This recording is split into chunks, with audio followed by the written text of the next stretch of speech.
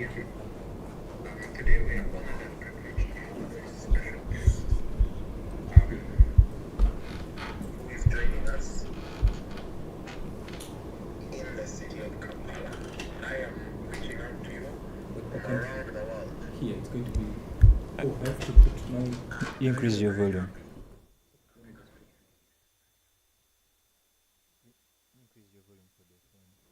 I'm just going to use my. Rarely has it been asked to resolve as quickly No, what? as it is. You can hear him. Okay. Economies are renewing the rules of business. Meanwhile, politics is changing rapidly in ways that are making it almost unrecognizable. Intellectual property is as valuable as land or oil. Around the world, courts, governments, and lawyers are grappling with questions of rights, especially not just around the world in the country. Are grappling with questions of rights. Are grappling with challenges that barely existed a decade ago. Our guest this evening has spent much of his career at the center of positions of agriculture and the change in technology. He's an advocate, a technology law expert, an intellectual property specialist, policy advisor, a serious man by any standard, whose work has influenced Uganda and beyond. He has advised military organizations, political actors, governments, private sector players. Yet beyond the impressive resume of our guest is somebody who has consistently challenged our legal profession, was trying to improve it, was trying to also looking ahead, was trying to prepare us, not just for the law as it is, but for the law as it should be. And tonight we discuss the state of law in Uganda. Tonight we Increase your discuss the volume. future of And then justice. increase your Tonight we volume. discuss the opportunities and the risks. And Tonight then you use we that discuss the on challenges down on your brought to phone. us by artificial We listen intelligence. through your phone. And tonight we discuss the Increase changing the nature volume of of legal your phone. practice and the reforms that will determine whether our system keeps pace in a rapid So you do that to be in the phone. Down.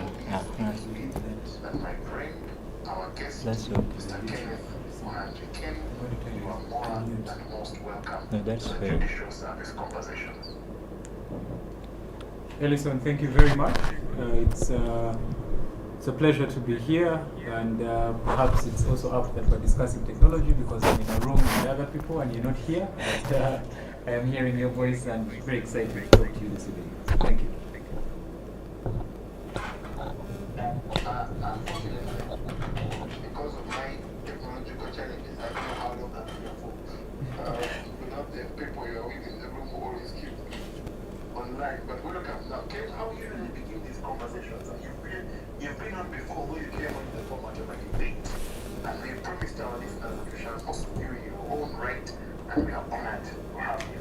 So before we go into deep in questions of the rule of law and technological revolution, maybe the first thing we need to ask, and the first thing our people want to know, who Kenneth Mohanji and what makes him big? That's a powerful question, but asked to someone who thinks often about that question, I would say first and foremost, this is we're in a space that is talking to legal professionals. That I am an advocate. I am a legal practitioner. I've been in practice for the last 15, 16 years, and my specialty is technology, media, telecoms, intellectual property, and more recently sustainability.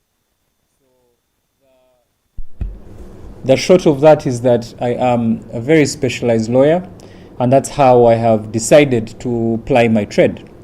Outside of that, I hold also several professional dockets. I lead or have convened a number of associations, which I am part of their board.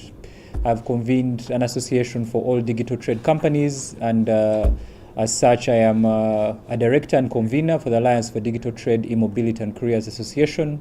So that all the e-commerce companies, big ones you can think of, Jumia, Glovo, Tugende, RideLink, Watu, Faras, all of those are within that association. I also convene the Carbon Markets Association of Uganda, which also convenes carbon project developers in Uganda. And I'm also a director at the Financial Technology Service Providers Association, which is an industry association for fintechs and payment companies. And I've also convened the Internet Service Providers Association of Uganda, which is an association of all ISPs, where I also sit on the board. So that's really to give a background to my professional life, where I've lectured for the last 10 years at Uganda Christian University, where I lecture intellectual property. And in terms of the things I do professionally, I think I'll stop there. Then on the more personal side, I am a father, I am a brother, I am a son, I am a boyfriend, I am definitely interested in life and the why of life. And overall, I would like to say that I am a Christian. That's what makes me tick, and that's what allows me to live the kind of life that I want to live, which is one that is purposed on service, and one that is intentional about what happens to me beyond this life. So that's really just an overview as to who I am. I'm also a poet, by the way. I write a lot of poetry, and I've recited a bit of it. That is, I think, the end of my creative streak, other than enjoying music and occasional art and the like.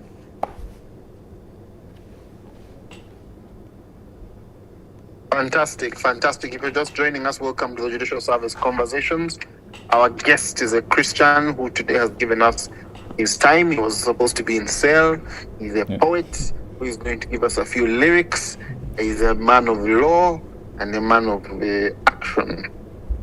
Now, we are discussing many things today. And one of the things we are discussing is the state of the rule of law. And the state of law, basically. Let's say that you were to write a report card on Uganda's legal system today. How would you grade us today? What grade would you give us, and why? Looking at the full spectrum of our legal system, how would you score it? It is interesting that you're talking about scorecards. I was in a meeting this week where the chair of that meeting used an analogy to describe certain sectors that we have, and reminded us about how we were in law school, where not law school, in secondary school or primary school. Well, even in law school, because we had discussion groups, and he was saying, imagine being in a discussion group where the highest, you're about maybe 5 or 6 or 10, and the highest member has a 40. And so definitely whatever you're discussing, you're discussing F9s. And so I would say that regrettably, we are not in a good state when it comes to the rule of law. As a country, That's F9. I would say yes, we are definitely at an F9. And that is really, to put it lightly. But I will also say that for some reason, this issue of rule of law is not just a question of Uganda. I would say most of the world is at an F9. I learned very recently that in the more developed world, where we perceive democracy to lead or to be at the center of their systems, we're seeing many protests across the world, in Europe, in the United States, where they're also complaining about the same things we're complaining about here. So maybe something is in the water or in the air, but definitely rule of law has stopped becoming something that is respected, or something that carries the gravitas that it should, if you want to live well in a functioning society. Yeah.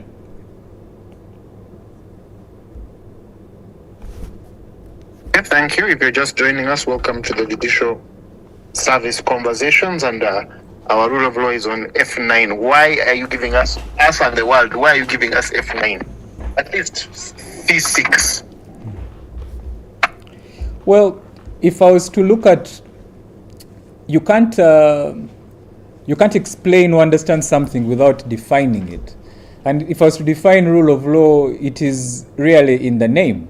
Does the law rule the day? Can I ably get justice without fear, without favor? Can I ably, as an advocate, represent my client without having to consider other considerations in regards to how that client perhaps would be able to fare in court. But unfortunately, for every lawyer or for every advocate, when we're briefing our clients, part of that brief is that once you take your matter to court, you know that it is not possible for you to guarantee a win. Well, even if rule of law was very sound and we had an A, you'd still not be able to guarantee a win. But at least you would have a semblance of fairness, or you would have a semblance that if you take a matter to court, then while you are in court, you know that perhaps depending on the judicial system that you're part of, whether you're part of a jury system or part of an adversarial system, ours where you have a judge who is adjudicating over your dispute, then you know that in that system at least you'd have some fairness, or you'd have you'd know that you go there and the best person who is arguing wins. But the reality is that that is not the case. For every client who comes to you, to every advocate who's listening on this call, or to every Ugandan who is also on this call, you know that you now think of many considerations before you go. Who is the judge who is handling the matter? What court is it going to be filed? What season is it going to be filed? Now we're looking at seasons for court cases like we do also for planting crops, because you don't know the political the situation at the time that you file your case, or the other considerations that may force your hand or your client's hand or whoever's hand it is in that particular matter. So I would say that if I was looking at the rule of law from those lenses, being that do we have a system where the law takes the day, I would say that we are very far from that reality that we want to see. We are very far from having a society, having a country, having a judicial system, a justice, law and order sector that would give confidence to the public, would give confidence to the stakeholders. Maybe in answering that question, I'll also end and say that one of the litmus tests that we can use, and that now we are seeing that there are a lot more clients or a lot more industries that are interested in alternative dispute resolution, mediation, arbitration. All of these have now become more popular because we are reacting, or that these industries or markets are reacting. They want that certainty. So of course that does not mean that everyone is causing that decline in the rule of law. An F9 does not mean that you have gotten a 0. For those of us that struggled with math, we know that even the 40 that I would fight to get, I fought to get it, and so it may be an F9, but at least I have some marks, and so you can definitely still credit some sections of our justice law and order sector for the good work they are doing. But you've asked me a question and I must answer it honestly, and I do hope that we will see a time when we have an A, or even if we have a C, if I was looking at it that way, because I don't think there'll ever be a time when you don't have bias or you don't have other considerations that may make it so that it is difficult to discuss or to have rule of law the way that we have it.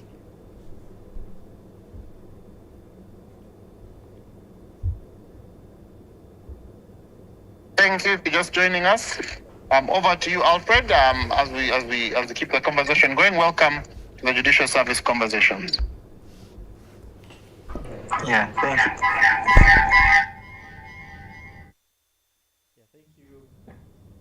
Lawyer, and thank you, Kenneth, for joining us once again to have a one-on-one on this topic of technology and the law and the rule of law.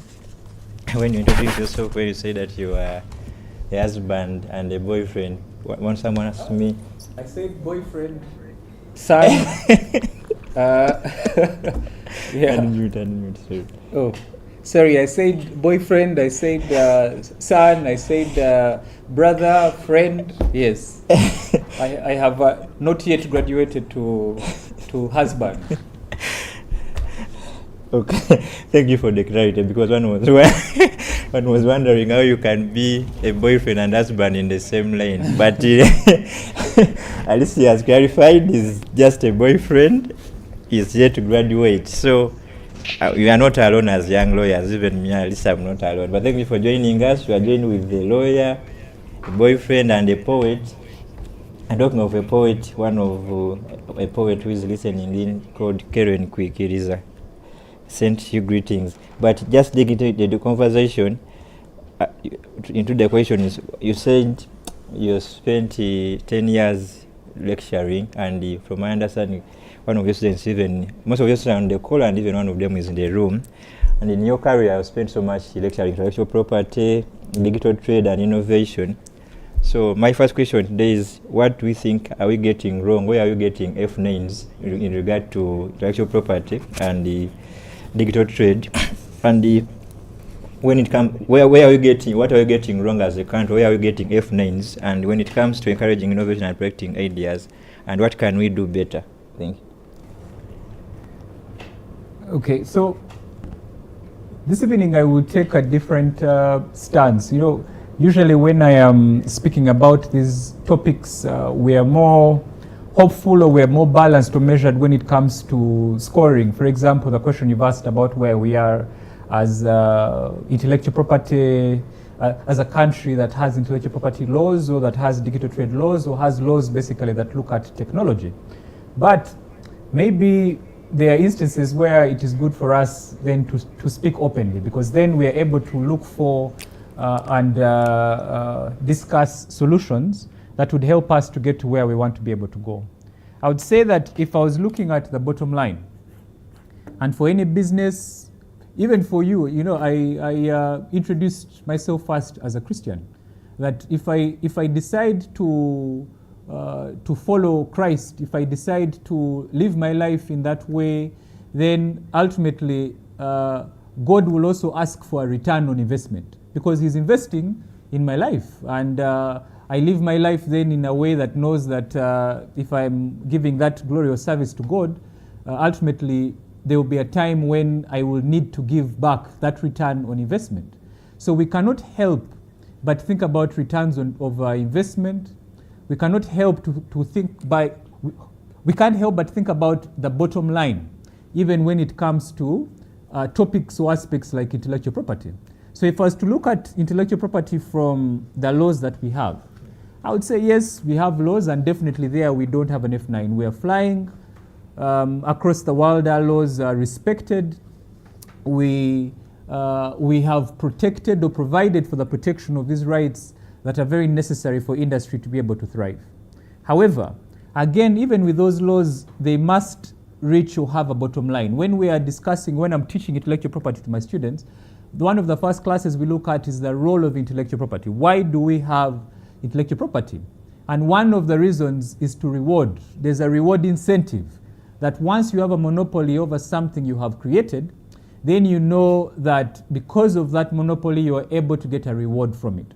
But now we have a situation where you have a number of people that can register or have registered intellectual property rights, but they don't know what to do with them. Someone has registered a patent or gotten a utility model, but they have no idea how to commercialize that particular patent or utility model. I saw that there was a competition, I think, by Stanbic Bank, where a school in the north, Komboni, innovated and has created certain innovations, and one of them, I was told by someone from URSB, gave it a utility model. And so I checked online to see what device it was. I don't know if it is this device I'm going to talk about, but I saw that they had created a smokeless generator. But one of the questions I had is, after creating such a generator, after going on TV or going online where they get this buyinja that they get for being able to create that, where is that generator going to go? Who is going to buy it? How are they going to buy it? And so that question or aspect of commercializing intellectual property is one for me that is something that is keeping me up. It's something that I'm thinking about as an intellectual property practitioner, that if I'm encouraging clients to register their intellectual property, do we still have the right conducive environment for them to register that IP and also reap or benefit from registering that intellectual property? And the answer that I have at the moment is that it is very difficult for an innovator to create something and then make money from it, at least make the same money that an innovator in the more developed world will be able to make. If someone develops software here it will be much harder for them to commercialize it compared to, let's say, someone who develops a software in the United States or in Europe. Perhaps they would have better opportunities to be able to commercialize, maybe because I don't want to speculate over why that would happen, but I would like to think that the reason why that is becoming a challenge is because at the moment we do not have a centralized unit or body that is looking at intellectual property in a way that would allow our innovators to commercialize it, that would not only put money in their pockets, but that also increases our GDP if we're looking at this 10x growth that Uganda wants to be able to achieve. And so there is still a disconnect between registration and commercialization, between prototyping and scaling. And that, I feel, is a big problem. And then if I was also to go to the digital trade side, which should be a facilitator of these innovations and allowing them to be able to reach the public or even beyond borders. We're looking at cross-border trade. We're trying to look at a digital single market for Africa, a digital single market actually for the world in regards to how we trade in goods and services.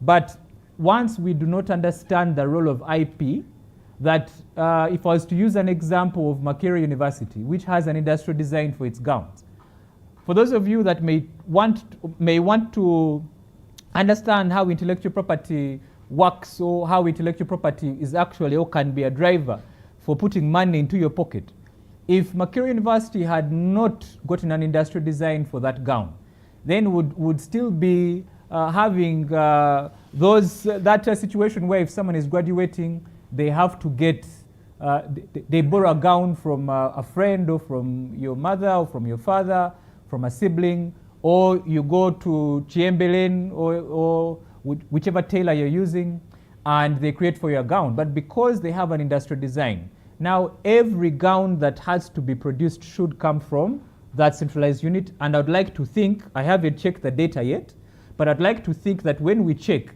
it should be that they are making more money as a result of being able to streamline and say anyone who's going to create this gown must do so only from the place where it has come from or a place where it is birthed. In the absence of that, they would have lost a lot of money. And so that's how IP works, and that's how it can also work in the different sectors where it is, where it is in the creative sector, in industrialization, in the agriculture sector. In all of those sectors, the issue is commercialization of intellectual property. Thank you. Well, we're just joining us. We are talking everything IP, and if you have questions, you can share them in the comment section. Joy will come briefly later on to share them for our guests to answer them.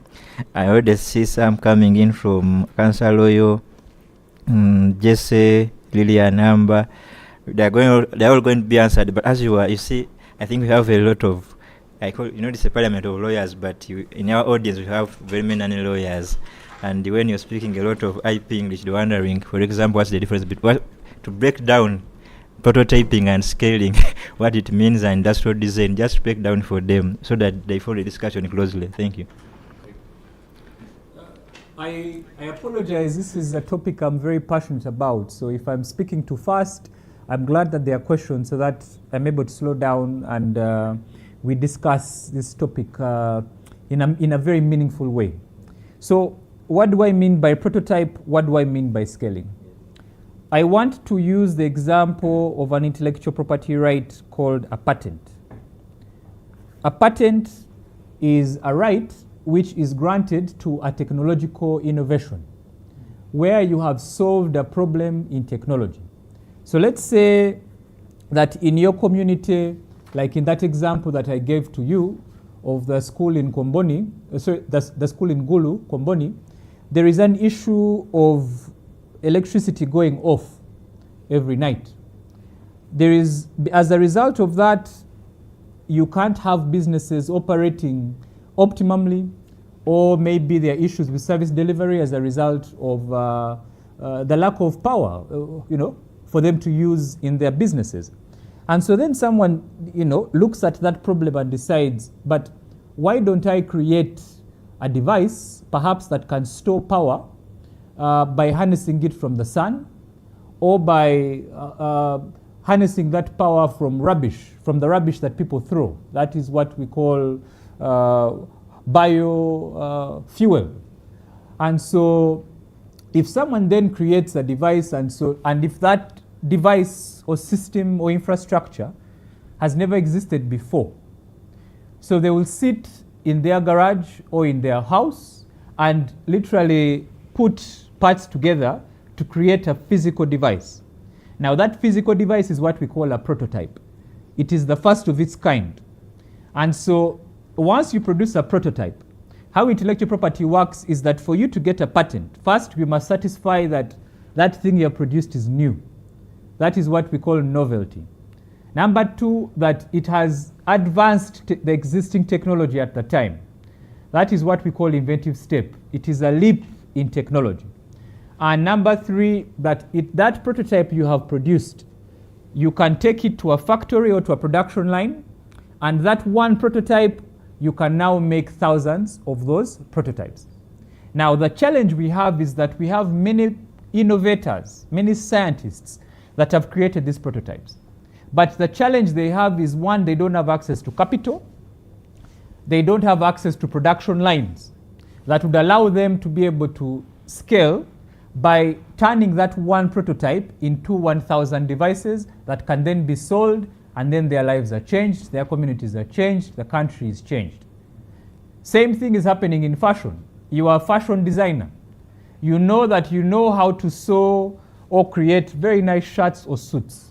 However, for you to make something of yourself, you can't make 1, 2, 3 suits. So maybe you make a prototype, one suit, and then you want to scale and now make hundreds or thousands of the same article that you can sell. The way you can go to these name brand shops, yeah, and you buy a shirt where you find their different sizes. You have small, medium, large, extra large. The only way that creative can be able to do that is if they have a production line that would allow them to be able to create many articles.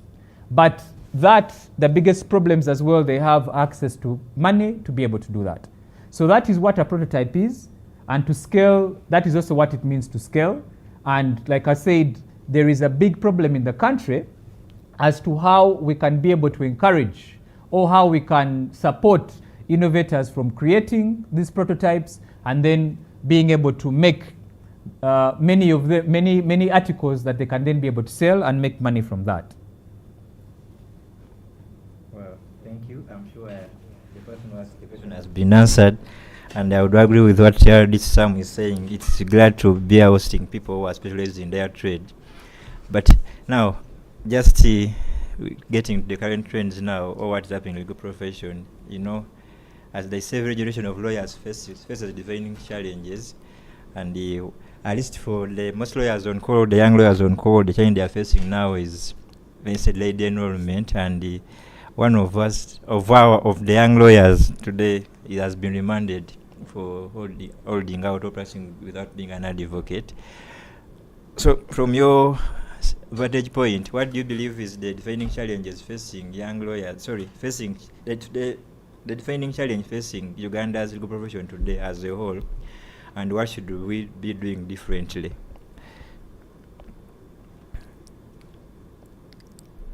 I think the defining challenge that we are facing as advocates in Uganda is that the legal profession is not working for us the way that it should.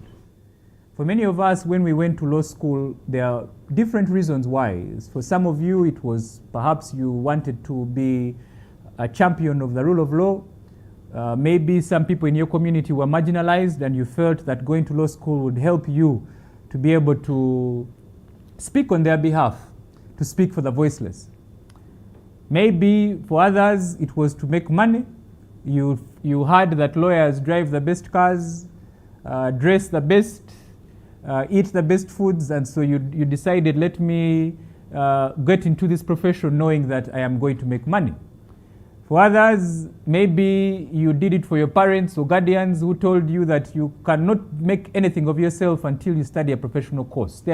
Whatever reason that you have for studying law, ultimately the reality in a capitalist world, in also a capitalist country, is that whatever your reasons are for practicing law, if you want to now for you to be able to practice it, you must earn a living from it. But it has become very difficult and in certain instances impossible for a lawyer to earn a meaningful living from the money that they make from practicing law. And that is for so many reasons. And so I would say that for me is the biggest hindrance or the biggest problem that we are facing as advocates. That the legal profession is not working for us. Yes. Yeah, you have heard it from here, from the Parliament of the Bar, and from our special guest. The legal profession is not working for us the way it should. And now that brings me to my last question before Joy comes in, and which question other members of society have been asking. Because a few months back, you were standing for the presidency of Uganda Law Society. As it stands now, we are seeing only one person who is trying to campaign, although we don't even know when the elections are going to happen. So my question now is, are you still standing for the presidency of Uganda Law Society? And if so, what is your vision for the society? And if not, what informed you not to be still standing? Thank you. Am I still standing? Okay. This is a space where I hope, like I said, we can be able to speak openly and frankly. It is not easy to make a decision to contest in the political climate that we have within Uganda Law Society and in the country, to offer yourself to lead a society like Uganda Law Society with thousands of lawyers that we have. I think I asked you, Alfred, I think you mentioned we have about 8,000 lawyers or so. ULS can clarify what that number is. Many of us are afraid. We are afraid that the politics of the country make it so that if we speak out on certain things, it may not end well for us. Others are scared that if we're speaking out about the issues that are happening in our society, then the leaders of that society will come out and abuse us, will come out and call us detractors or call us hyenas or whatever names that they want to be able to call us, because we dare to ask about the future of a society where we subscribe to. And I was also reminded today that actually I was subscribed involuntarily. I had dreams at the time that I became an advocate, and of course by that time I did not understand, as I do now, the importance of the collective, the importance of being able to speak as one body, as one voice, specifically to advance the interests of members in that shared community. We are in a community, and we are in a legal community. Before, if someone was asking me, how can I be more interested or part of my community, especially, like I said, if I was asked that question in church, for example, I would think about helping orphans in my community, helping single mothers, or helping the disadvantaged in my community by offering them food, or, I was looking at it more from that interpersonal perspective. But I want to challenge everyone who's listening today. Have you thought about Uganda Law Society as a community that you are part of? Because a community, I found, or I have done research, is us as people, as human beings, having a shared interest. Us as professionals having a shared goal. And so at the moment it's difficult to say we have a shared goal or we have a shared direction. But like I said, since we are all advocates, we have all done 4 years of law school, we have all done 1 year of LDC, some of us even more, we have put in a lot of equity in how we become advocates. But it is sad that it is not as easy as it was 5-10 years ago, that if you decided to contest for ULS president, then you knew that you would win or lose based on what the membership wanted. Now there are so many other considerations. So, Alfred, I know I have taken the long way to be able to answer this question. You're answering like a lawyer. I'm answering like a lawyer, but it is because it is not an easy decision. Yes. For me to, when I come out openly and say that I am contesting for Uganda Law Society president, I would like to think that if I do so, I am not coming to a society where the membership does not want a society anymore. And I'm told that that is the sentiment of members of Uganda Law Society.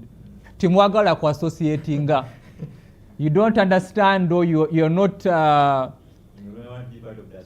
you don't want to be a community. Now, if that's the case, I would say that I would want to come in and bring it back to the membership and ask, do you want this society or not? So that if you don't, we move on. But otherwise, if we are part of a sinking ship and we are told to commit suicide, that all of us must fight the country or fight everything that is happening, when will we sit down and have measured dialogue? When will we sit down and decide and be meaningfully part of the discussions that are happening without us? And so I have an interest in being the president of Uganda Law Society, but that interest comes from my desire to serve. But there are many ways to serve. And ultimately, should I then come out and say that I am going to stand as the president of Uganda Law Society, my decision, I would think, would be informed by what section of the membership is interested in guiding this ship towards a destination, which is that we are now thinking critically about the issues affecting our society, the issues affecting advocates, and also, of course, the stakeholders that we represent within the ecosystem of the judicial, of the justice, law, and order sector. So I will say, Alfred, I am not ready to answer that question today, but I will say that I am interested in becoming president of Uganda Law Society.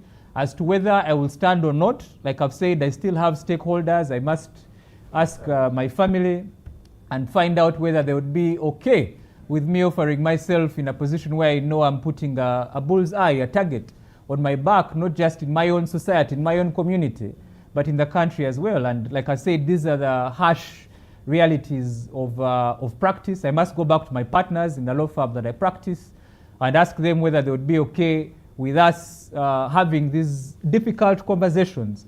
But I would say that if I did contest for presidency of Uganda Law Society, I would do so on a platform that would look at empowering our Uganda Law Society and not turning it into the political party that it has become, but rather a society where we have a community of legal practitioners that are interested in the direction of future of the different callings where they are. Well, thank you. I think the question has been answered. You know the way they say, I've said it without saying. So let's get back to IP and technology. So at least we know the stand. You aspire to be a president of Uganda Law Society. When is another question. Is a question for another day. So then let's get back to technology. And at this point, I want to invite one of our hosts, Joy Imbabazi. For equality purposes, you know, last time we also someone for Equal Prince Commission, and that was part of the gender equality. So Joy is part of us, and he has been receiving several questions from the audience regarding technology. Joy, are you able to hear? Are you able to just join in now? Just increase the volume. Yes, we can hear you. Okay, thank you very much. And to our audience, thank you for being a part of tonight's JSC as we discuss the role of law in times of technological revolution.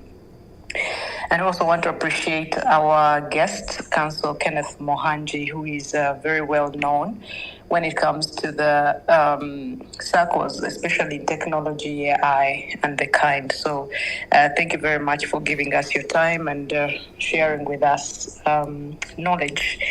And I like the way you answered the previous question. You lawyered it, but ultimately we got what we got. And we wish you the very best on that chase. And also the call for community, I think is very, very important. And so I will not waste any other time. We have quite a lot of questions coming in from the listeners. So I'll start off with a question that came in from one Lillian Aber. She says, how can technology be leveraged to reduce case backlog without sacrificing the quality of judicial reasoning and human oversight? Over to you, Councillor Kenneth. How can technology be leveraged to reduce case backlog without sacrificing the quality of judicial reasoning and human oversight? Then I'll be back with the other questions after this. Over to you. Joy, thank you very much for that question. I think that question is also lawyered, because I think that person is talking about artificial intelligence. That if our judicial officers are using artificial intelligence, how should they use it without compromising the quality of the judgments that they are going to release? But even before I talk about artificial intelligence, it's fine. Let us talk about technology generally. One, I want to commend the judiciary for ICMIS. That now I am proud to, wherever I travel, to share with other lawyers that for us in Uganda, we file cases electronically, we serve electronically, and for all intents and purposes, some litigants or some lawyers will never even step in court because of this electronic filing, and also, of course, the various instruments that allow us to be able to have judicial proceedings remotely or online. And really, that is where I'll start. That is how technology can be used effectively. But we can still be able to leverage or use that even more. I strongly feel the way that many government agencies that are using or utilizing digital public infrastructure, where now I don't know how many lawyers know how URSB looks like. I don't know how many lawyers know how the passport office looks like, maybe if you're going there to take your biometrics. But for many of these services, they have gone online and they serve the public. That's what we call digital public infrastructure. And that is really how technology can be used to grow or to improve service delivery. Now, for case backlog within the judiciary, if only we would be able to double down on our use of these technologies. If only we had more resources that were allocated to the judiciary to be able to allow us to be able to attend to court proceedings remotely. Some cases, surely you don't have to go to court and appear before a judge. Not in person, at least. We can be able to do that online. How many hours do we spend in traffic? Beyond that as well, how many of us go to court and depending on your level of seniority, but even now seniority does not matter. Your case is supposed to be called at 9 and then you end up appearing at 2 or at 4 p.m. You've traveled up country for a matter and you find the judicial officer is unavailable. But if you go down and find out the reasons why the judicial officer is unavailable, maybe they failed to make their way to court. Perhaps they stay in a remote area and it was difficult for them to be able to go to court. Now, if we're leveraging technology better, that would make it so that for such cases, if there was a structural system that would know which cases really do not have to be had that way, that would 100% be able to reduce backlog. How we also prepare for cases. If I was talking about this artificial intelligence, if we had a policy as to how the bar, and again, that goes back to the question we're asking, as Uganda Law Society, why are we talking about politics when we should be talking about how things like artificial intelligence can help us improve our practice? We are talking about them when we have a few webinars or sessions, and I do thank the current leadership for that. And of course, I see my colleague Tony, who leads the ULS Tech Fest. Those discussions are very good for us to be able to talk about these issues that can advance our profession and also, like I said, the justice law and order sector. But ultimately, we should, in addition, encourage our lawmakers to be able to introduce policies as to how they can embed artificial intelligence into their practice. If the judiciary was also looking very actively as to how AI can help reduce case backlog, then one that could be achieved from a perspective, like I said, of being able to profile which cases do not need to be attended to in person. Maybe that AI could also be able to give an assessment of what cases do not need to undergo the full trial, maybe by doing a case analysis. We've seen that in other advanced jurisdictions where the litigants themselves are able to assess, using these tools, the chances of winning or losing a case, and they can decide whether they want to continue or not. So I think if those were used as well in the pre-trial discussions where we use technology in mediation, where we use this technology at the point of filing these pleadings, maybe it would be, these would reduce the backlog in the cases, in court. And then, of course, on the side, which is, I don't want to make it, to call it an elephant in the room, but should judicial officers use artificial intelligence to be able to release judgments? If we also taught them how to safely use AI, then that would also be a game changer. The truth is that AI is here to stay. Like I said, as human beings, we have a self-serving interest.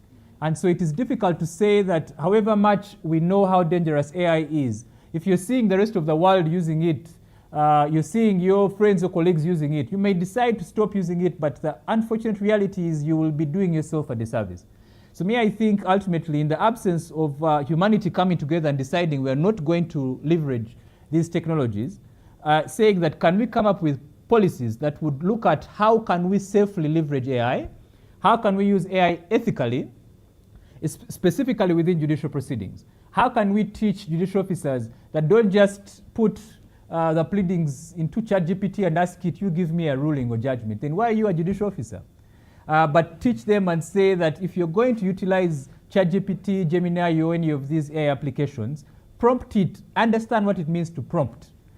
These are realities we have to talk about the same way we kept our head in the sand for so many years when it came to, for example, law firm advertising. Should law firms have websites? I think that question, under the law, we're still stopped from having websites or social media accounts, but is that practical? And the law, they say, follows the nature of society. That is what we learned in jurisprudence. So can these laws also follow the nature of not just judicial practice, but of the industries or clients that we represent? Can they follow the realities of the problems that are happening in regards to things like case backlog, where a judicial officer does not have to spend hours, does not have to spend months writing judgments because they want to be very meticulous with how they release these judgments. The reality is that the number of judges vis-a-vis the number of cases is still disproportionate. So on the other hand, it is difficult to say that we can ask Judicial Service Commission to give us many more judges, and I'm sure Alfred and Joy, your next question will be about mission-based judges somewhere, but we shall discuss it at that point. But it's not practical for us to just keep increasing those numbers, because as long as we still have a judicial system, as long as we still have disputes in our society, as long as we still have a way that those disputes can be resolved, then ultimately backlog will always be an issue. And so we have an opportunity for tech to solve that backlog in those meaningful ways that I have mentioned. Thank you very much, Council, for that. Maybe if I may re-echo, you encourage the use or embedding AI in everything that we do, and then also having technology in the whole pre-trial procedures, mediation, and then also sensitization on safe AI usage. And I think even when it comes to this sensitization, the biggest question out there is always the ethical bit, and also on the data or data, depending on the nursery school we went to, but I come from the hills in my defense. So when it comes to data protection, because I believe that in usage of AI, we need data. So while it is being entered and being fed, there's always a question of how safe the people's information is going to be, and etc. But I think this also comes in as some of the reforms, which would be something someone must be asking, but I think that has also been answered.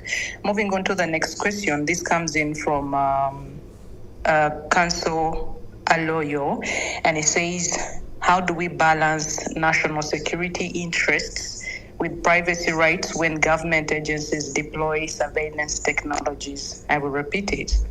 How do we balance national security interests with privacy rights when government agencies deploy surveillance technologies? Over to you. Thank you. I would answer that question by first understanding what informs our data protection and privacy laws. I don't know whether many of you know that the world is actually not united as to how data protection should happen. There is a section of the world that looks at data protection from the perspective of the rights of data subjects, that those rights are above anything else. That once you have a human being who has a phone number or any other data that can identify them, then their rights are better or are high above, if I was looking at the order of hierarchy, even above in certain cases national security. Now, I'm saying that carefully because, of course, across the world, I think that is the agreed consideration that national security will trump anything. But again, because of the geopolitics of the world, and so depending on where you're looking at data protection from, there's also a section of the world that believes that data ultimately should be used as a facilitator for money. So it is less about the individual and the rights they have, but rather about the collective or the common good. That if you have data that has been collected, whether it is personal data or not, it can be given to advertisers and it can raise money for these companies because these companies are creating jobs and are making it so that these economies are thriving, and also that in essence then service delivery is also something that everyone is going to enjoy. So we don't have a unity when it comes down to what kind of system are we looking at if we're looking at data protection.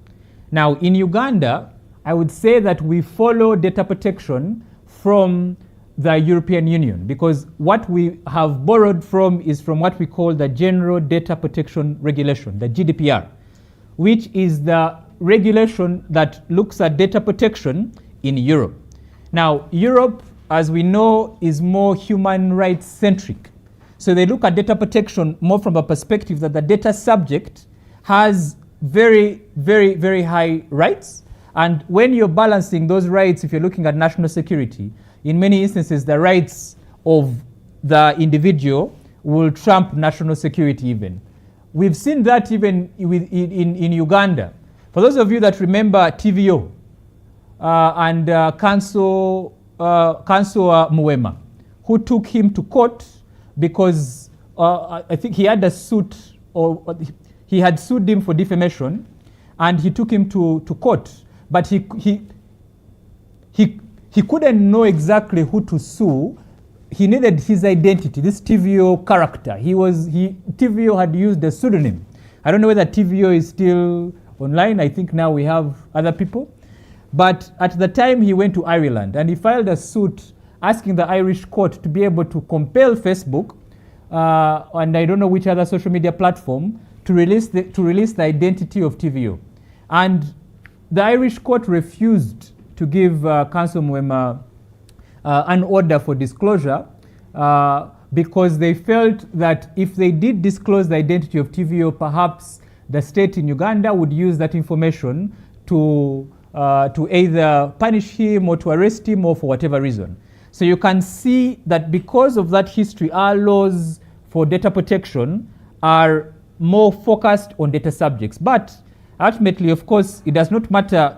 That history is immaterial when you look at now the context of Uganda, and for us, whose rights matter most. We started with rule of law, and I think we are all agreed that with the F9 we have in the rule of law, it is difficult to say that the rights of the individual trump national security. So ultimately, in a state or country like Uganda, national security will trump or will be higher than data protection if I'm looking at it from the context of the rights of a data subject. But that's why it's important for us to have institutions that have checks and balances. It can't be that it is a blanket application that in every situation, national security should trump privacy rights. In every respect, the government of Uganda has the right to enforce its national security. That security aspect is very important to maintain sovereignty, especially with all the threats that the country faces. But that should also not be used blanketly, that then all human rights are then looked at as immaterial or secondary to national security, because every situation will be unique. So I would say this question of balancing national rights and privacy rights, if I'm to look at it outside of the context of Uganda, you look at it based on the part of the world that you're in. By the way, even Europe is divided into Eastern and Western Europe, I learned recently, where there's a part that is pro-democracy and there's also a part that is more interested in the role of the state in all of the affairs of our society or community or of the people of that country. So national security versus privacy, I would think that that question is determined on a case-by-case basis. But I will say that overall, what we are seeing is that it is difficult to hold a government to account, to stop them from surveilling you as a citizen, as long as you don't have those proper checks and balances. And that's why it is important for you to be interested in those checks and balances so that you can have a dialogue to know that, okay, if you want to surveil me, what are the reasons for surveillance? Are you surveilling me because it is for national security?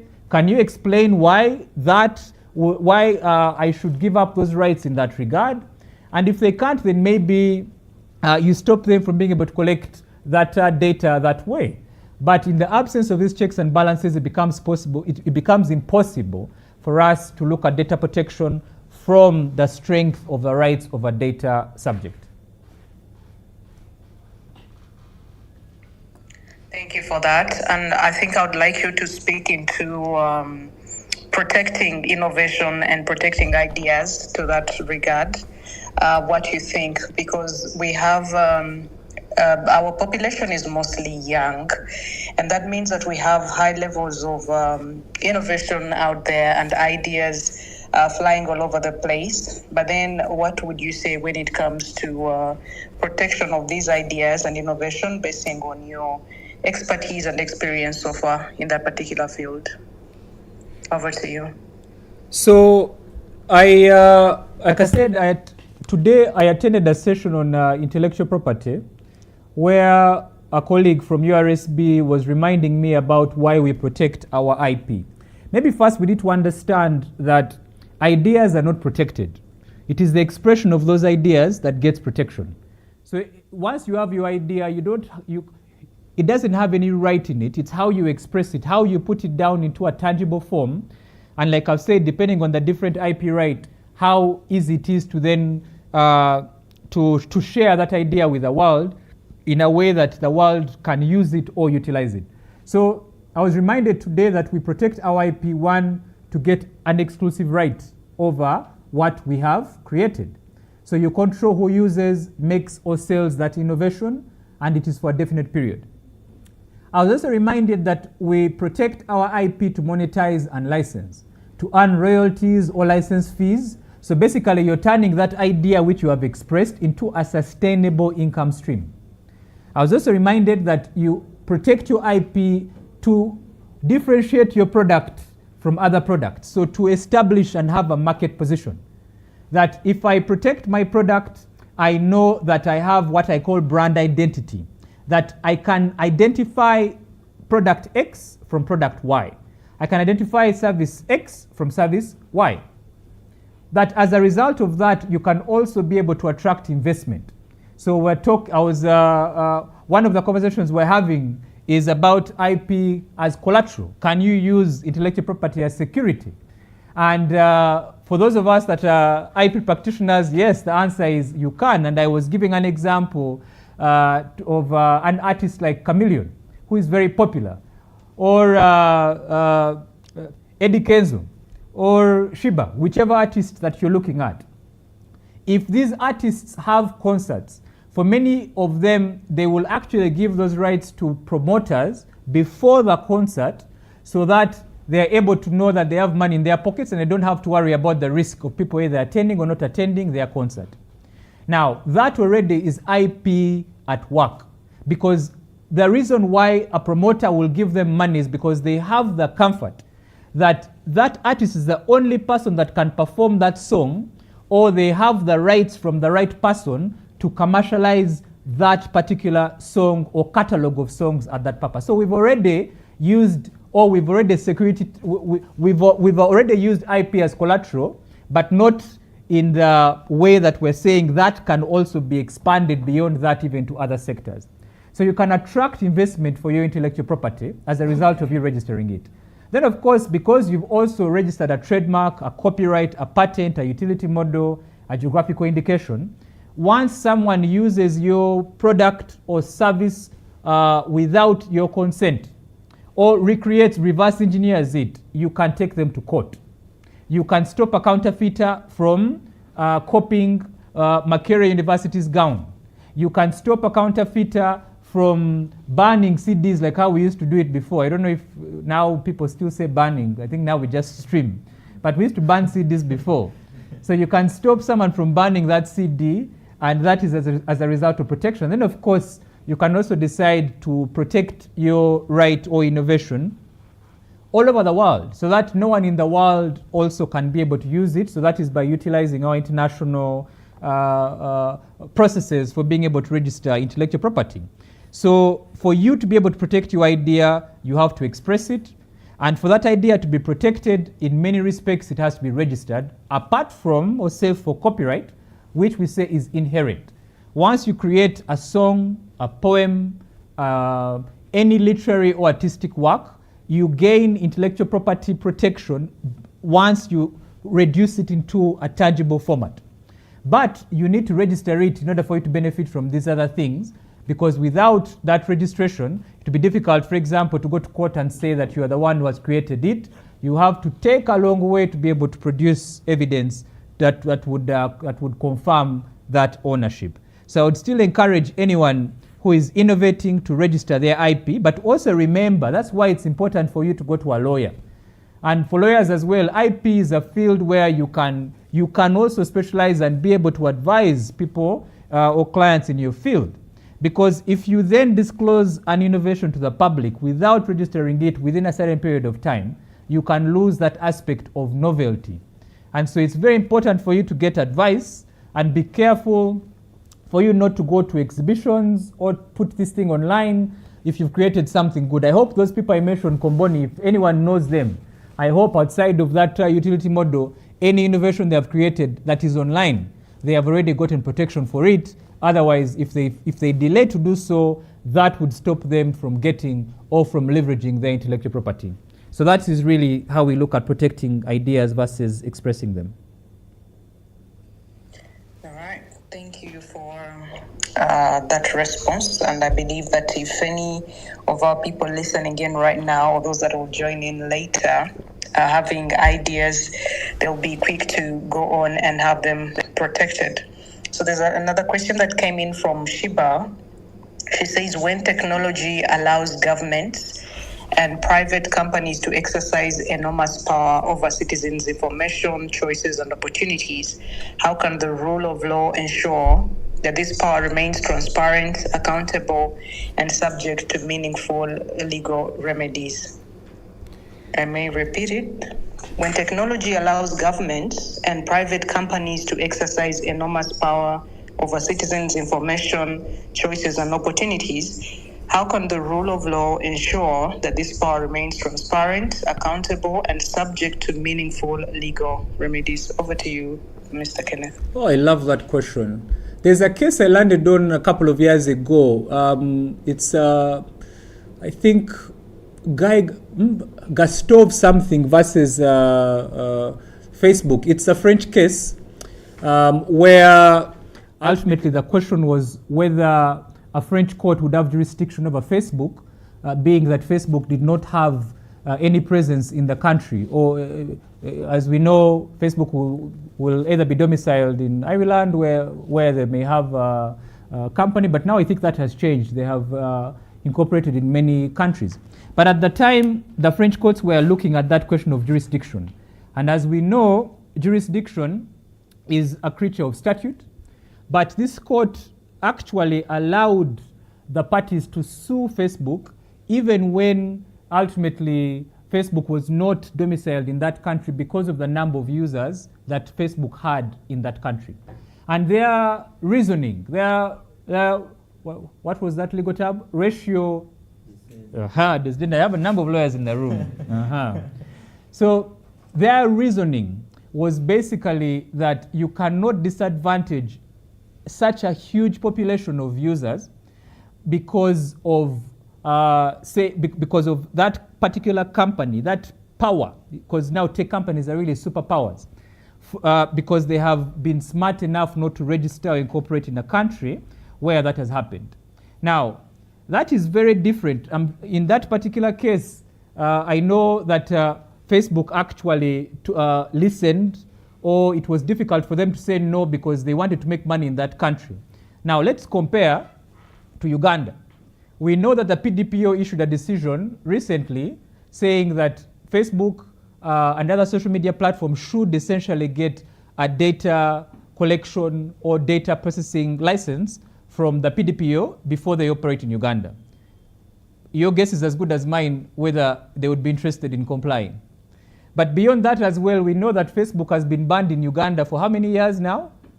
I'm not sure how many years. I don't know whether Facebook has also been interested in negotiating with the government, because perhaps the number of users, or we are not thinking collectively. And again, that is why it is important for our leadership, even within the societies that we are, to think critically about such topics. We can only be able to have a voice once we are united, once we are speaking as one voice, as Uganda Law Society, for example, or as East Africa, as the East African community. Because then a company like Facebook, a company like X, is not only looking at the 40-something million people in Uganda. It is going to look at the hundreds of million people within East Africa and are saying, if we do not come to the table and negotiate with these people, we lose a huge market share. Ultimately, capitalism or money, the end result is what would cause them to sit at the negotiating table. And that's why we need to this is why we're emphasizing the power of the collective. That's why we're emphasizing that we cannot go at this alone. Not only in our society, like we have mentioned, but also as a country. And that's why we should all be behind the East African community. That's why we should all be behind the African Union. The European Union negotiates as a bloc. And that's why they have advanced as far as they have for all of the problems that the EU has. We can say that it has worked in regards to how they negotiate with the rest of the world, how they approach the rest of the world. Because if you go to them, their EU parliament is able to put or hold Facebook to account, and they will listen, because they know that should they not listen, the sanctions would affect that particular market, and they cannot afford to lose ground or money in that particular market. So we must speak their language. And the only way we can be able to do that is if we are collective enough. So how do we fight back against tech or government in that regard, being able to use tech to trump our human rights? Through the power of the community that we're talking about. And that's why I am emphasizing that for any advocate who is online, specifically in the context of Uganda Law Society, pay more attention to this community that you are part of. And without us speaking together, we are not going to be able to sit at any negotiating table. That is also how I'll be able to answer that question. How the world works is that there's so many interests. And it is very easy for one interest to trump another, for whatever reason you're able to come up with. But how beautiful or wonderful it is when you find that your interests are covered by other people who are also concerned about the same things that you're concerned over. And you're then able to speak collectively, and that you're able to negotiate. We cannot go through anything without negotiation. We must be able to sit at the table and reason with these people that are using this power because these are ordinary human beings like you and I, They bleed like you and I. They have families like you and I. They are part of families like you and I. And I think once we start to look at these people as human beings, we then have an opportunity to be able to reason with them in a way that would also allow them not to feel threatened by what we are saying, but rather for them to focus on the greater good. I am still an altruist, and maybe I'm naive in thinking that way, but I sleep better at night with my naivety. Thank you. I like the last statement. You sleep better with your naivety. I think that's very good. At the end of the day, the conscience is the best judge. Now, I'll just be asking one more, and then I'll hand the mic back to my colleague, Alfred. There's a question which I think was already answered, but maybe you may want to re-echo or maybe add something. But before that, there's a comment that came in from Saddam, and he says, your remarks on how judges should incorporate AI in writing their judgments reminds him of how, regardless of what side of the coin anyone is on, we'll appreciate how fast Justice Musa Sekana released judgments while at the High Court. And he says maybe he was already using AI. Okay, so I'll go to the question. This came in from Jesse, and it's about the ethical standards. She says, how should Uganda's legal framework adapt to keep pace with AI-driven legal research tools without compromising professional standards and ethics? That is, how should Uganda's legal framework adapt to keep pace with AI-driven legal research tools without compromising professional standards and ethics? Over to you. And then, Alfred, you can take over. Thank you very much. Yeah, I think this is a question that I had already answered, but maybe just to sum up and without taking too much time with this question, I would say, like I said, ultimately that balance can only be achieved through policy. Once you have an AI policy that determines or dictates how AI should be used in whatever industry it is used, or in whatever sector it is used, if it is the judiciary, once you have those guiding principles, then it becomes easier for whoever is using it to use it in a way that does not compromise on quality. For me, I am if we are complaining about backlog and the number of it, we should not criticize any judge or judicial officer or any legal practitioner from using artificial intelligence. Like I've said, these tools are here. So you either use them in secret or you use them in a way that is transparent and you know, or in many other discussions as well, like within arbitration, we have seen that there's also a choice for litigants to agree whether they want to use artificial intelligence or not. We can still give the power back to the litigants to agree, where you tell a judicial officer is honest and says, I will use artificial intelligence in how I will write my judgment, but I will use it this way and this way. Then maybe it's up to the up to the litigants to say, no. We want you to use your mind. We don't want you to use any tech or any AI in that regard.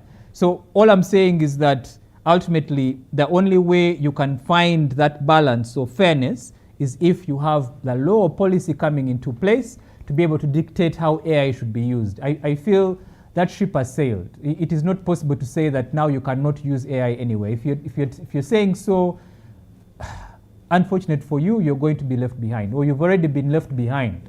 So we have no choice but to adapt. The only way, like I've said, is if we're then using the power of the collective, our governments, to come together and discuss how should we use artificial intelligence as a world. How should we use artificial intelligence as a continent? Should we stop using AI in certain sectors? That is possible. And that's why the law will always remain important. And that's why, as lawyers, again, you should always be intentional, or you should never lose faith or lose hope in your profession, because you shall always be relevant to any functioning society. Once you have a functioning society, it must have laws. And those laws have to work for the people that they govern. Otherwise, then you have all of these issues that we're talking about. And the best way to have those laws is that continuous dialogue between those that are creating those laws and those that are receiving those laws. In the absence of that, you'll always have what we call legal disparity or jurisprudential disparity, or it's jurisprudential parity, because now we're looking at, if you're looking at parity from the perspective of men and women, we can also be able to use that in the context of judicial proceedings. Thank you. Mr. Kenneth, if you're just joining us, we are having another conversation regarding AI, technology, rule of law, and everything. And if you missed any part of this discussion, you can get it. You can find the recording on Twitter, and also on YouTube on the Service Conversations page. And there are very many questions coming in. But before I ask one, there's also an audience question from one of our own, Mr. Reina. You can just take it from there. Then I'll come in back. Thank you.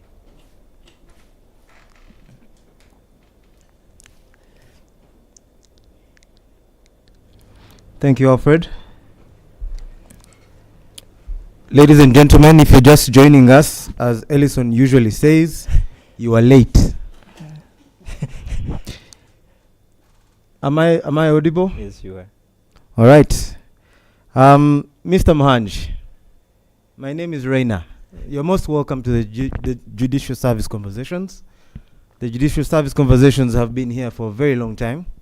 As you can see from the people in the room, we tend to engage both the practitioners in the legal profession and those in the pipeline, the students, both at LDC and at the university level. Hopefully at some level we'll be able to also get to high school people, but we're yet to get to that. Now, you mentioned earlier something to do with Gustave Courbet. Now, it's important to notice here that I did a quick AI search, I would say. And it says here that you are one of the leading legal and policy experts, publicly speaking about AI's implication for law, rights, IP, regulation, and professional practice in Uganda. Now, Ken, as you know, AI has a lot of hallucination. So I don't know whether this is true. I'm not so sure whether this is true, but let's just presume that it has done its research and that it is indeed intelligent, okay?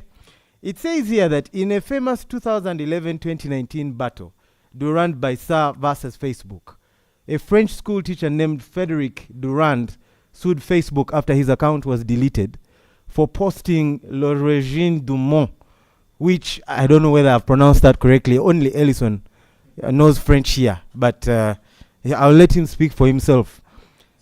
The origin of the world. Yeah. A graphic 1866 nude painting by 19th century French artist Gustave Courbet.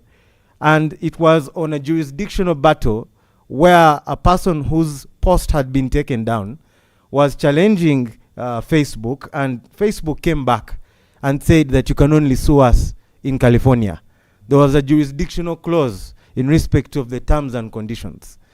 Now, of course, you would want to look more into the question of art versus censorship and how that case, I'm told you've written an article about it, how it has affected the legal landscape in Europe.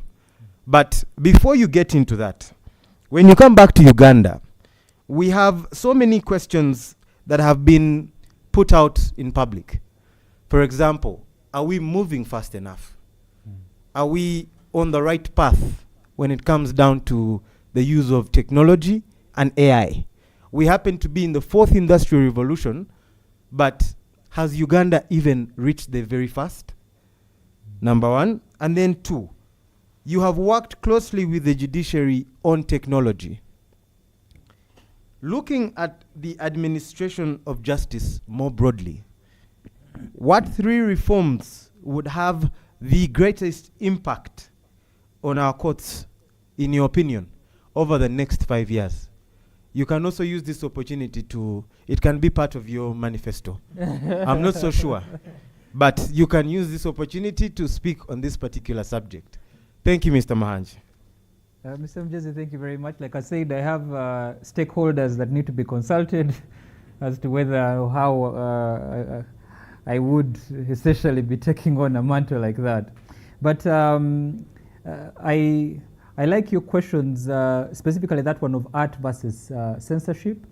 Ultimately, we must also understand that the jurisdiction, or that the part of the world that that case came out of, was one that was more interested in human rights, or in the rights of citizens, especially when it comes to freedom of expression. So of course it was a very interesting case, because this person had essentially a nude image or photo as their profile image, if I remember correctly. I haven't interacted with this case, I think maybe last, how many years? You said it was decided in 2019. Yeah. So it's been a while, but I remember he had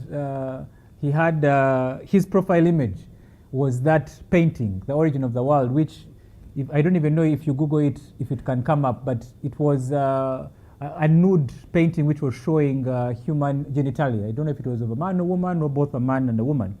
but ultimately the freedom of expression won, in the sense that if you're looking at it from the context of art, then it ceases or loses or stops becoming nudity. So as to whether that would be the same thing here, I don't know if our judges would hold the same way. I think from the jurisprudence that we've seen, most likely it would be more on the line of censorship rather than freedom of expression, specifically if you're looking at nudity. But that was a very interesting case for anyone who is interested in jurisprudence and also in human rights. That is a very interesting case for you to be able to look at. But the pertinent question, since we're talking about technologies, are we moving fast enough as a country, as Uganda? I think for me to answer that question, I'd have to look at it from different perspectives. If I was looking at it from the perspective of the private sector is moving at just the right pace. We have a lot of innovation, and we also have a lot of tech that is used in our businesses. Look at how we are here. We are having a judicial service conversation. Many of you are watching us online on YouTube. Others are streaming us on X. Two of the moderators are not in the room physically. That shows you really that as a private sector, for us, we are moving forward. This AI thing, we are grasping it. I don't know anyone who has a smartphone at the moment that does not use any AI application. Even now, the search engine Google, as we know, has embedded AI into its search engine process. So you can't help but use artificial intelligence in how you do your work or how you carry out your business. So from the private sector, even in terms of the tools we use for meetings, I have many meetings on Teams, on Zoom. COVID, we saw that was the only way we're able to go to court, or the only way we're able to speak to clients or even ourselves, our families. If you're using WhatsApp or TikTok and you're selling online, all of that you're using artificial intelligence. I would say the private sector and the citizens of the internet verse, those ones are moving fast enough when it comes to the use of artificial intelligence and many of these technologies. On the flip side, are our laws or policies moving fast enough? Is government also moving fast enough to be able to adapt or use AI specifically in a very critical area, which is service delivery?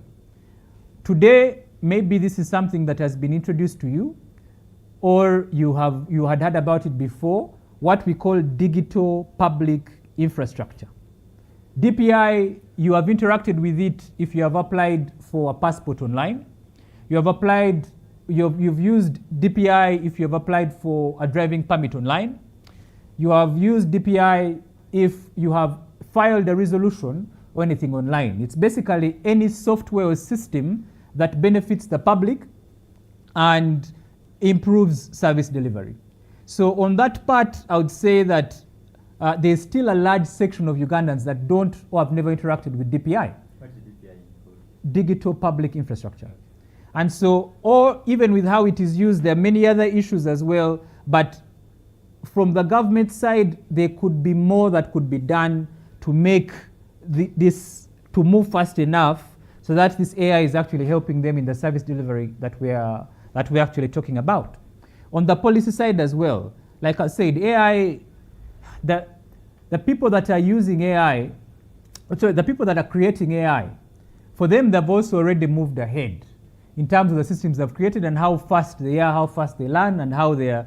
The rest of the world is scared, and that's why policy and regulation is very important to be able to balance the boat, to make sure that AI does not run faster than us. Because artificial intelligence denotes what we call machine learning, being that a computer system is performing tasks that a human being would ordinarily perform, but is doing so faster. So we have agentic AI, and then we have general AI. We have general AI where you have systems that are used by the public, where the system itself, where you have to prompt it to tell you what you need it to do. Then you have other systems that are now more advanced, where you don't need to tell it. It will interact with you like a person. It will think on its own, and in many respects also make decisions. And that's why now we are hearing in the AI world that some AI has been hacking other systems without control of a human being. So those stories are very scary. And for me, who understands that the only way that, that there is no society that can operate without laws, that also these laws are made by human beings. And so that's why AI policy is not something that we can say is optional. It is mandatory if you want to regulate the use of this AI, but also looking at it from a strategy perspective. We also need policies to encourage ministries and other public sector bodies as to how they can safely leverage or use AI to improve service delivery. So from the private sector, I think we're moving fast enough. Maybe we need to even be slowed down with how we use these systems. But from the government side, I think we need to encourage them to be able to move faster with how they, one, regulate AI, but also the policies they have in place to be able to embed AI into service delivery or into the areas that matter. On the reforms that I would need to see in the judiciary, or that I'd love to see in the judiciary, that's a big question. There are many reforms that I'd love to see in the judiciary. Maybe I'll start by saying, you know, we are not saying that the judiciary is not working, or that the judiciary requires an overhaul, or the judiciary needs to be burned down to the ground. No. You cannot have a functioning society, a functioning government, a functioning political or economic system without a judiciary that, even without looking at a sound judiciary, without having a judiciary. Because once human nature makes it so that there are disputes, and these disputes have to be adjudicated upon. Human nature makes it so, or business nature makes it so, that an investor must have some comfort that if they come to, if they're investing in a country, then that country will give them redress should there be issues in regards to how they make or collect money in that regard. So you can't do without a judiciary. Now the questions are, how can we make sure that the judiciary is working for all? I'd say definitely we need to talk some more about working together with the judiciary to understand that you judges who are adjudicating over these disputes, the length you will take to be able to solve a particular dispute can make or break a company. If a company is in court with a dispute, and this is a startup, has invested all its money into that particular business, if their case takes 6 years, 7 years, 8 years in court, what are we doing for the greater good in regards to the advancement of our economy? So it is for the benefit of all of us. The president of Uganda has come out and said that we need to push 10x growth. To give you, for those of you that may not know what that means, at the moment we're told Uganda's economy is between either 50 billion, I think, to 68 billion in terms of how much our country is worth. The economies that are worth trillions, 3 trillion. Now, how are we going to reach 3 trillion if we are not intentional about investment? But how are you going to attract investment if investors are scared that if we come into this country, how are we going to ensure that if there's a dispute, it's going to be handled fairly, or it's going to be handled fast? Even without looking at those investors, ordinary Ugandans themselves, how are we going to encourage them to continue to work, to continue to create, if they know that it is going to be difficult for them to get access to justice? So whoever is in this justice, law and order sector, we need to understand that for me, my pains come from me being in the private sector. I'm not interested in politics. I'm not a politician. I am, however, a partner in a law firm that represents clients. I am a member of all of these industry associations that need to have a functioning law and order sector for them to carry out their business, that need to have comfort that if they are to employ Ugandans, they are doing so in an environment that allows them to be able, their investments are protected from the security side, but also, as said, from the side of the disputes, or even from the regulator, the ease of them doing business. Now, at the moment, all of us are sick, or we are saying we are sick. So we need to be intentional about working with these bodies, these associations, these clusters, these industries, to ask them that as practitioners, and I'm speaking also now as a private practitioner, how can I help you to continue to make money, which will help me to also continue to make money, which will also help the country I'm in to also continue to make money. And that means, number one, a reform I would look at is for us to be more intentional about this rule of law question. That would be the first reform. I would say the judiciary needs to focus on rule of law, not from a perspective of politics, but from a perspective of economic security. How can we make sure that as a country we are secure and also our pockets as individuals are secure? That can only happen once we have a functioning judiciary. The second reform is the questions we've been asking, the use of technology in being able to improve service delivery or backlog. We can come up with policies or work with them the way they introduced ICMIS. That is a tick. Can we now have more incentives, more initiatives like that, where technology is deployed in a meaningful way to improve service delivery and to also remove any bottlenecks that may exist, but to also be able to reach the public better? Social media is one of the tools I feel the judiciary has used to be able to reach its stakeholders. We had a lot of criticism for the trial that happened in Gaba. But I am a resident of Gaba, and I know the trauma we faced as a community after that incident where that, I think is now a convict, that convict killed those children. So to hear that there was a section that was criticizing that public trial, that hurt me deeply. I attended it and I saw that the community benefited from, and I want to be on record by saying the judiciary, thank you for taking justice to the people. We live in a time now where it is true, it must be done fairly, not selectively, but we have to start somewhere. And so on that front, I will credit them and say thank you for that. Being a member of that community, I'm sharing my own view. My own view. I'm not sharing a ULS view. I'm not speaking on behalf of anyone. This is my view and I'm entitled to my view. For me, I saw that the public seeing exactly how court proceedings work and convicting that man, that criminal, from the community itself, I felt was a very good way to reconcile or to try and make amends. Of course, it's very difficult to tell the parents anything, but it did something in that regard. And so we need to have more initiatives like that where justice is not looked at in a static way. We are human beings, we are moving, we are constantly in flow. And if the justice sector is still, if the justice sector wants to be static or wants to be rigid in its approach, it's going to be very difficult to say that you can have justice, at least in a meaningful way that will help the public or the stakeholders that it seeks to represent.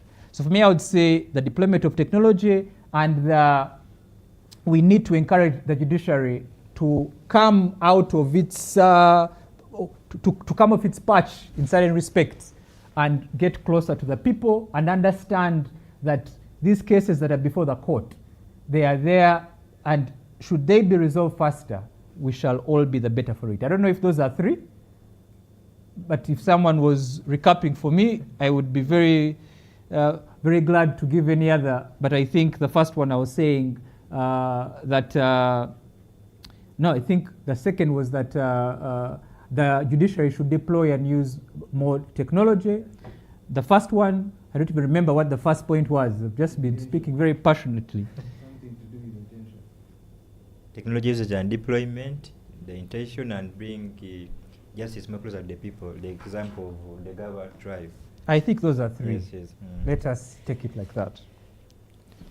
Well, yeah, thank you. If you're just joining us for the past 1 hour, we have discussed rule of law, the source of law in Uganda, technology usage and development, AI usage, the source of the legal profession, IP, digital trade and innovation, and the politics of leadership of VLS. Like we have discussed, Mr. Kenneth has been eating from all angles.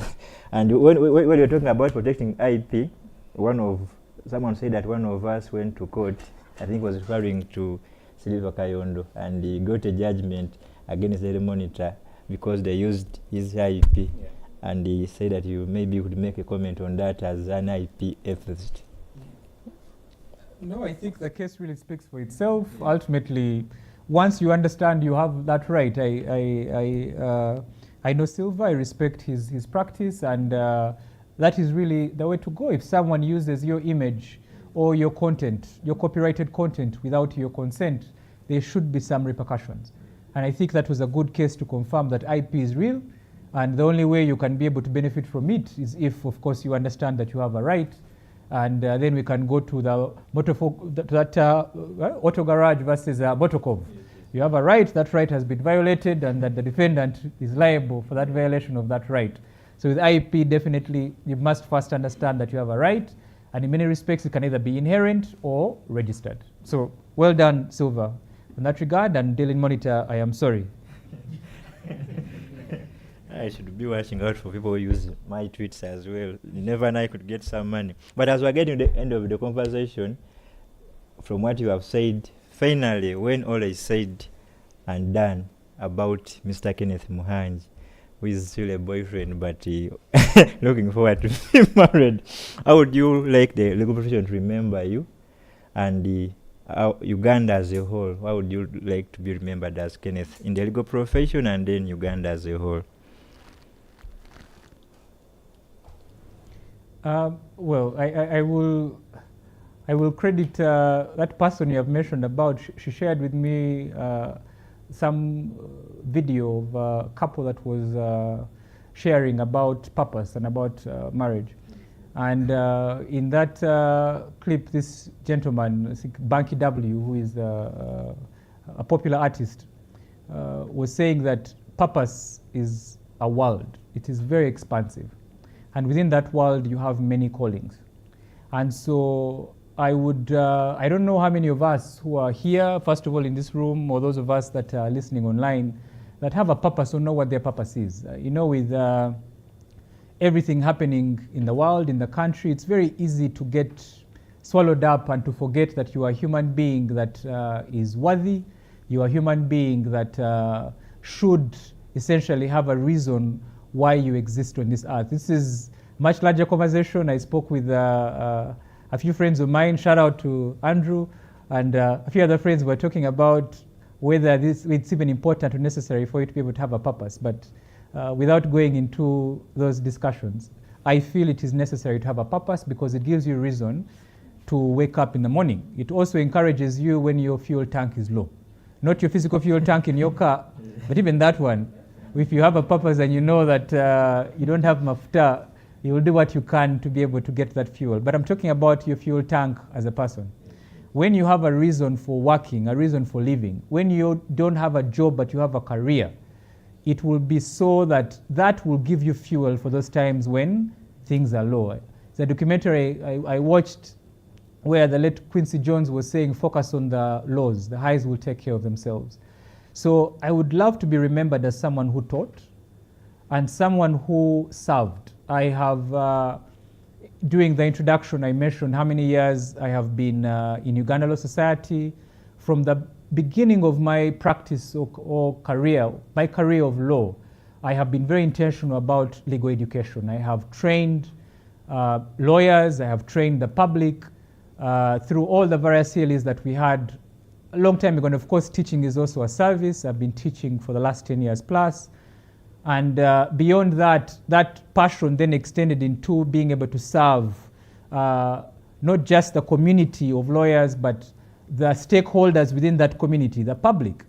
And that's what encouraged me to be able to host like the symposiums that we've been having, and to train the judiciary, for example, on things like electronic evidence. So I am very interested in teaching, and I'd like to be remembered as a teacher. But going back to purpose, I would say that in reflecting on what my purpose is to serve. And I think today that I've gotten a lot of clarity that service is that world that Banky W was talking about. And my calling is to serve in many areas. Some areas I have tried to serve and I have failed, and I will continue to try and serve in the hope that I'll be redeemed to achieve that particular purpose. Others I have succeeded, and all glory goes to God in that regard. So I would like to be remembered as someone who served his legal community I've loved to be remembered as someone who served his family, someone who served the people that God placed in his purview, and that is really something that I hope at the end of my life, other people will be able to say, that man there, Musajjo Oyo, Mushijogwe, he served, and that is really how I would like to be remembered. Wow, that's amazing. I got one quotable quote: if you focus on the lows, the highs will take care of themselves. And that's a nice one. And regarding, I would be from the part of someone who served everyone God placed in his life. I always tell my because I want to be remembered as God's vessel. And it comes from that point of you can't be God's vessel and lack, and you always want to be the answer to that one's prayer. But that's not about me. It's not about. So we are getting the one last one, which will be now in your parting shots. We have very many lawyers in the room, both young and senior. We have 500 people live audience on Twitter. On YouTube, I can't confirm, and most of them are still lawyers, even on TikTok. So in your parting shots, I just want you, what's that one message you would like to leave with every lawyer on call, in the room or on call, either Twitter, YouTube, whether young or old. So that one message you want to leave with every lawyer and then every Ugandan listening tonight, because besides being the lawyers' parliament, we are in our audience. There are also very many Ugandans and lawyers who are listening in tonight. So that's that one message you want to leave to them, to every lawyer in the room, whether young or senior, and every Ugandan. And then usually, since every nation is not around, but when you are finalizing this space, we used to end with this song of Olimujawa. But because of democracy and part of changing leadership, usually now we end with a song from our guest. So we also to recommend the audience the song you're listening to. You see, when you're in jam and it's not moving, there's that song which is on play all the time, which you're listening to on that moment in the morning when you don't have fuel, in quotes, to move out of the house. The song which shows you to move out of the house. And then you see, they told me the best way to be mentored indirectly, like if you have one opportunity with a person who would want to be mentored by that person, but you know you can't access him all the time, you just ask that person to recommend like 5 books which have impacted that person, and by reading those books you will be indirectly mentored by that person. So I've always done that, and I also want to take the same opportunity to ask the same books, the book you're currently reading right now, and then the books, 5 of them which have impacted you, for the lawyers who would want to be mentored by you, but they really, because of several reasons, they may not access you ordinarily, but I know they will be mentored from the books you have been reading or which have impacted you the most. Thank you.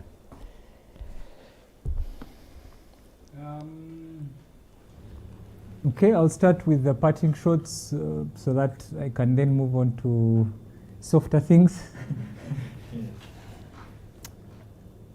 I would really love to talk to advocates, members of Uganda Law Society. I know that for many of us, the challenges that we are facing as legal practitioners seem insurmountable. We are faced with political issues, with for some of us there's political persecution, for those that are in activism. For those that are in private practice, we're faced with there are many lawyers that are not earning, some of them anything, or money or income that is worth the station that they're at. And I'm sure across the board, whether you are in government service or in the private sector, that issue of livelihood, of why you decided to become an advocate, the law or the legal profession is not really working for us. And our dirty laundry has already been washed out in the public. That's why we're able to talk. In the past, issues of ULS were sorted at an AGM where we'd sit and talk. But now, it is so that Uganda Law Society is the talking point of every single Ugandan. Maybe it's good. Ultimately, we had to know some things have been exposed that we needed to know about. We know, for example, that Councillor Wilson Karuhanga has been waiting for a long time to be voted into Judicial Service Commission.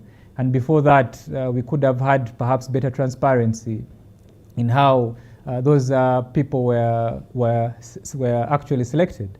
So there are many things that have gone right in regards to Uganda Law Society as a whole, but I'm talking to you, the advocate, whether you're 1 year in practice, whether you're 50 years in practice, all of us, we feel, are facing the same struggles. And I feel there are many people that are telling us that we should give up, we should commit suicide. This ship is sinking, it has holes. If it is sinking, maybe some people feel that this ship is far more strong. That's your view, but I'm giving my view and I'm entitled to it. So this ship is sinking, let's sink with it. But I'll remind you that your parents, your guardians, even you yourself, you struggled to get through law school. I don't think there's any lawyer or advocate that does not have the trauma of law school. And anyone who has not practiced law does not understand the pains that we went through as lawyers, as law students, then as lawyers before we became advocates. There were many pains. And there's a section of the society that's telling us we should forget about all of that. We should forget our views, our feelings don't matter. They're not valid. But this is the time for talking about those feelings. This is the time for you to remember that you have your own reasons why you decided or chose to practice law. And that if you do not have a body, a functioning body that speaks up for you, a functioning body that speaks out for the community that you are part of. You are part of a community. And so I'd really want to remind you that what do you want? As an advocate, what do you want? Do you want people to speak for you, or can you speak up for yourself? And I would encourage you to ask or urge Uganda Law Society for us to sit and talk about these issues as members and agree the direction we want as a society. But I don't think we can continue as is. We have definitely been hijacked. I am a spiritual person. I definitely feel like this is not, there are spirits that are in our society that need to be exorcised. And in every respect, that exorcism can only start by you, the advocate, first of all, waking up in the morning and asking yourself, really, am I where I want to be? Is this it? Is this it? Let's go to happier things. Songs, when fuel is low, there's a song I love. I love a band called Switchfoot. There's a song called The Strength to Let Go. I really like that song. There's a line in that song where John Foreman, that's I think the lead singer in the band, says, I am lightning and you're the ground. I love wordplay, and that part just gets me, man. Like, it just shows that ultimately, if I'm faced by a huge battle, I feel like I don't have any fuel to do anything. I just let go. And for me, when you let go with something safe, that's why I'll also encourage you to pay more attention to your spiritual life. Whether you're a Muslim, a Christian, a Buddhist, you believe in Bajaja, it doesn't matter. But if you have a spiritual dimension, ultimately as well, that spiritual dimension should be a safe space for you. And that's why I will encourage you to practice religion in a way that where you have a space where it's okay for you to let go. And that's why I am a Christian, because Christianity for me is a safe space for me to let go. And so in that song, lightning means that you're charged, you're supercharged. And for many of us, we're dysregulated by everything that is going on in our lives, in our society, in our country, in our profession, in our jobs. You don't know what's going to happen the next day. Or if you do, you're on vibes. So as we're on vibes and we're charged in that way, that song helps me to just remind myself that I am part of a collective, I am only a human being, and I should let go in that regard. I also love Ugandan music. I think the song that I've listened to lately, which I like, which is always on my head, is Epas's song, Obulamo Wensi Buwoma, Obulamo Wensi Buwoma. So shout out to Epas, man. That jam is fantastic. I love listening to it. Then books to read. Actually, I'm very intentional about books. So I write down some recommended books that have helped me on my journey. The book I'm reading at the moment, I don't know if I can even share it online, but I guess that is the power. I'm reading a book called The Rape of the Pearl by a Ugandan author. It was written in the 1960s. I haven't gone far with it. I'm still reading it. The author is called Magala, and his second name is a bit difficult for me to pronounce, but I will get it right the second time. But the book is called The Rape of the Pearl. The Rape of the Pearl. Yes, but that is the current book I'm reading. I read 2-3 books concurrently, so I'm reading that one. I'm also reading a book called The Sovereign Individual. I forget the author of that book, but I can share that with anyone who is interested. But if you just look up The Sovereign Individual. I'm also reading The Conscious Parent by Dr. Shefali Sebari, which is a book I've been reading over some time. So I read, like I said, books concurrently. And the last book I finished was what was the last book I finished? I think it was a book by Chimeka Garrix. No, that was last year. I read a number of books, so if you ask me this question of CAF, I will forget. But the 5 books I would say that you should read. The first one is a book that for me is my favorite book. It's called Siddhartha by Hermann Hesse. It's a book that encouraged me to think more deeply about my life. It's a book about philosophy and about spirituality and religion.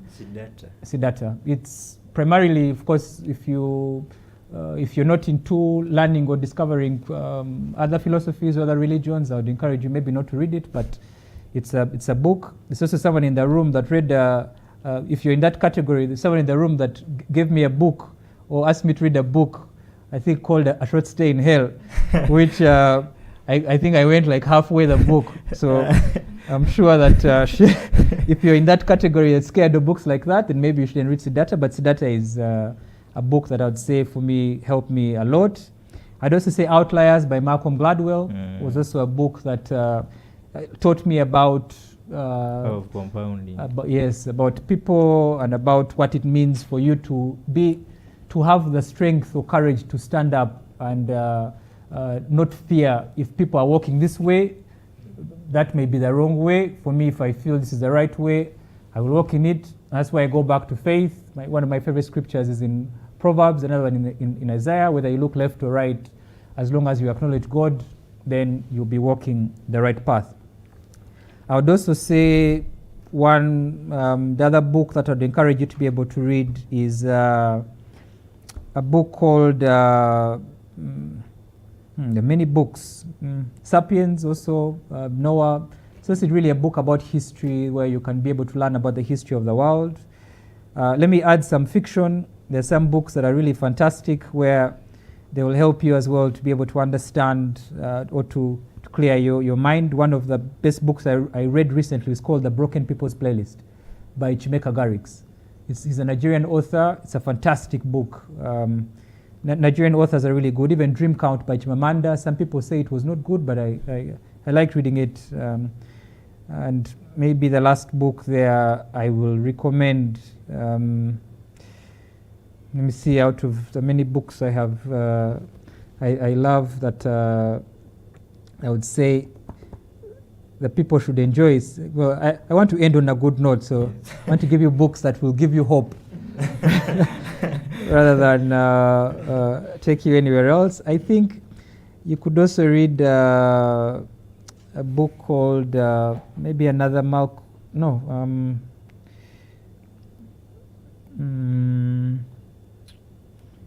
I write down the books like I've said, so I'm looking at a book that I would be able to, if you're interested as well in a love story, you can read The 40 Rules of Love by Elif Shafak. I'm going to read that one.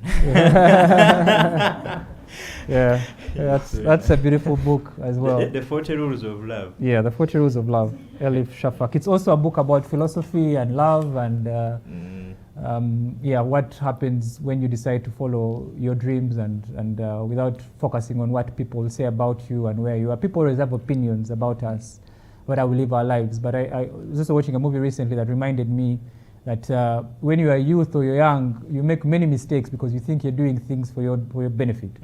Then the older you get, the more grounded you are in either philosophy or religion. You find that you then either you see that you made many mistakes and you want to change how you live your life now. But for many of us, we stay stuck in that mindset of shame, or that mindset of guilt, or that mindset, what will people, say about me or do this, but that is no way to live. Ultimately, I will also just encourage you that when you expand your worldview, or when you have an idea of yourself that's not just rooted in who you are the Alpha and Omega, but that there's a higher being, there's a higher power that is bigger than you. It humbles you in such a way that allows you, especially if you're following, again, I'll maintain something like Christianity, which I am, that there is forgiveness, there is redemption. And so that helps you to be able to live a life that's free of opinions, but you end up focusing on a life that is fulfilling for you and what you want to live. So 40 Rules of Love is such a good book.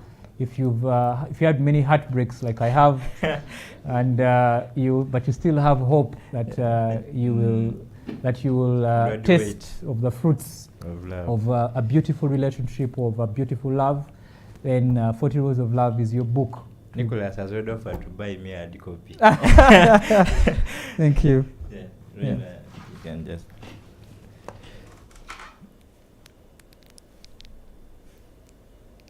Thank you, Kenneth. Ladies and gentlemen, as Ellison would say, if you are just joining us, you are spectacularly late. We have come to the end of what has been a rich and thought-provoking conversation. Kenneth, thank you. You have given us far more than answers tonight. You have given us a way of thinking about the moment we are living through. A moment where technology is racing ahead and the law and all of us who serve it are being asked to keep pace without losing our footing. What stays with me is that your reminder behind every statute, every reform, and every question that we bring to our minds every day is always that bringing justice closer to the ordinary Ugandan is more important to the question of the rule of law in this country. To everyone who joined us live on X and on YouTube, thank you for lending us your evening and your minds. These conversations, the judicial service conversations, matter because you take them beyond this room. To the judicial officers, you take them into your chambers. To the students, you take them into your classrooms. And to the litigants, you take them into your courtrooms. And to every other lending ear, into your everyday work. The technological revolution will not wait for us to be ready, as Mr. Kenneth has told us. But if tonight has shown anything, it is that Uganda has thinkers like Ken, willing to meet it with clarity, courage, and conscience. On that note, we thank you, our audience, and our viewers on YouTube. And I've been given this enormous task of filling the shoes of Mr. Ellison Karuhanga. Ellison Karuhanga is, as you know, the lawyer's lawyer. I myself, I'm not so sure whether I'm there. But at least what I know is nobody can stop reggae. Mr. Muhanji, I have a quote here from an Austrian poet. His name is Rainer Maria Rilke. Interestingly, you will it's very, very. It says here, be patient toward all that is unsolved in your heart and try to love the questions themselves. Like locked rooms and like books that are now written in a very foreign tongue, do not now seek the answers which cannot be given you because you would not be able to live them. And the point is to leave everything. Leave the questions now. Perhaps you will then learn gradually, without noticing it. Live along some distant day into the answer. Whoever understands that, akakubidde tela kuba mu ngalo. On that note, let us play your parting shots, your song. I beg your pardon. You said The Strength to Let Go. Yes. By whom? Switchfoot. By Switchfoot. Perfect. But you should play the one for APAS. Oh well, we can play that as well. You see, we have AI here. We have a DJ who is here in the room. He's the best DJ at the bar. He's a lawyer. We have a DJ who is the best DJ. He's a lawyer. He is a senior spokesperson, and he is extremely equipped with the tools that will take you further in this regard. But I hope APAS has given us permission. APAS has given you permission. In fact, I think what is more relevant is that we must attribute the song to him. Yes. So in fact, Ken's favorite song today is Buoma by Mr. Alexander Bagonza, also known as APAS and Kabu. DJ, give us the tune, please.